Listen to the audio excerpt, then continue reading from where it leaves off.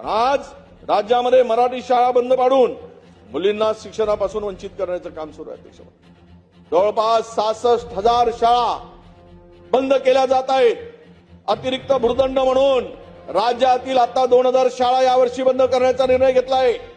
2000 शाळामध्ये अध्यक्ष महोदय शिक्षकच नाही, 2200 शाळामध्ये शिक्षक राहिलेला नाही आणि अतिरिक्त 2000 रुपयाचा खर्च आपल्यावर पुजा पडतो म्हणून ते शाळा बंद करण्याचा जर निर्णय होत असेल तर सरकारला आमचं म्हणणं आहे, कुंभमेळ्यासाठी 14,000 कोटी रुपये खर्च करताय ना, त्यातले 12,000 करा, 2,000 कोटी रुपये शिक्षणासाठी द्या.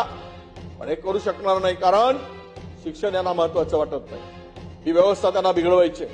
मुली शिकू नयेत. ग्रामीण भागातील जिल्हा परिषद शाळा बंद होऊन त्यांना शिक्षणापासून दूर ठेवण्याचं काम या सगळ्या ठिकाणी यामधून अध्यक्ष महोदय दिसतोय.